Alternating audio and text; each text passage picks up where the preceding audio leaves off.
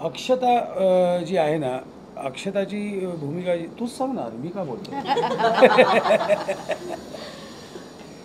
माझी जी भूमिका आहे, मी मॉडेलची भूमिका करते. प्रमिला बोडस हिचं कॅरेक्टर, ह्या कॅरेक्टरचं मी रोल करते. नमस्कार मंडळी, स्वागत आहे तुमचं रंगभूमी.com वर आणि माझ्यासोबत आहेत अक्षता नाईक आणि आपण आलेलो आहोत गेला माधव कुणीकडे नाटकाच्या प्रेस कॉन्फरन्ससाठी. नाटक परत येतं ही गुड न्यूज आम्हाला मिळाली आणि इतका फ्रेश फेस आमच्यासोबत आहे. आम्ही सिरियलमध्ये तुम्हाला बघितलं, आता नाटकात बघायला मिळणार आहे. खूप तुमचं स्वागत आहे रंगभूमी.com वर पहिल्यांदा. आणि काय अनुभव आहे, कसं वाटतंय? Thank you so much. रंगभूमीच्या सगळ्या प्रेक्षकांना माझा नमस्कार. आणि मला जर विचाराल की कसा अनुभव आहे, आणि मी या क्षेत्रात काम केलं, रंगभूमीपासूनच काम केलं. पण जेव्हा रंगभूमी आणि मग सिरियल आणि मग पुन्हा आपल्या डोक्यात येतं की पुन्हा रंगभूमीवर यायचं आहे, आणि त्या रंगभूमीवर येताना आपल्याला एवढ्या मोठ्या कलाकारांसोबत जेव्हा काम करायची संधी मिळते, हा अनुभव आपण शब्दात खरंच नाही मांडू शकत, खरंच मांडू शकत नाही. म्हणजे मला जेव्हा सरांचा फोन आला होता तेव्हा मी संपले होते.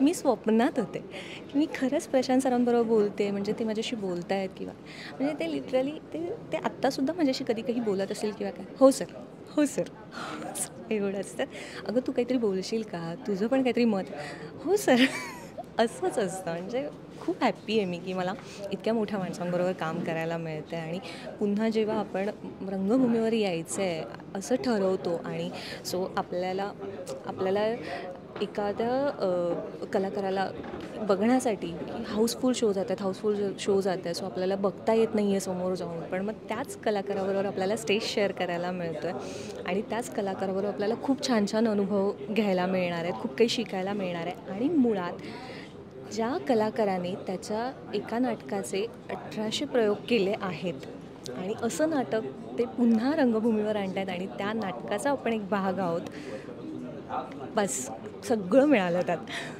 प्रशांत दामले नावाचं आता एक वलय झालेलं आहे. नाट्य परिषदेचे अध्यक्षसुद्धा आहेत आणि एवढा विक्रमी त्यांनी 12,000 प्रयोगांचा रेकॉर्ड केलेला आहे. ते कुठे जाणवतं, भासतं, किंवा ती घालवतात ते दडपण? अजिबात नाही. म्हणजे खरं तर आपण त्या माणसाला पहिल्यांदा भेटतो आहे किंवा एवढा मोठा माणूस आपल्यासमोर उभा आहे हे ते कधीच जाणवू देत नाहीत. ते आपल्यासारखेच होऊन जातात आणि इतकं स्वतःमध्ये जेल करून घेतात. म्हणजे एखाद्या नवीन म्हणजे इंडस्ट्रीमध्ये सुद्धा ज्या व्यक्तीने पहिल्यांदा पाऊल ठेवलं असेल आणि त्यांच्यावर, तर त्या व्यक्तीलाही असं वाटणार नाही की मी पहिल्यांदा आलो आणि मी काम करतो आहे. इतकं ते स्वतःमध्ये जेल करून घेतात आणि त्यांचा इतका मोठेपणा आहे आणि एवढं सगळं आहे, पण ते कधीच त्यांनी जाणवू दिला नाही आहे आत्तापर्यंत, आणि याच्या पुढेही देणार नाहीत, त्याची गॅरंटी आहे. आणि कुटुंबियांची काय रिॲक्शन होती जेव्हा कळलं की गेला माधव कुणीकडे करते?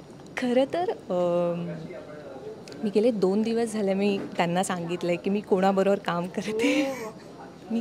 मला जेव्हा फोन आला आणि मी त्यांच्याशी बोलले, हे सुद्धा मी त्यांना सांगितलं नव्हतं किंवा मी फक्त, मला मोठ्या प्रोडक्शनचं एक काम आलं आहे आणि मी काय ते एवढ्यात तरी टी व्हीवर दिसणार नाही, मी थिएटरमध्ये काम करणार आहे.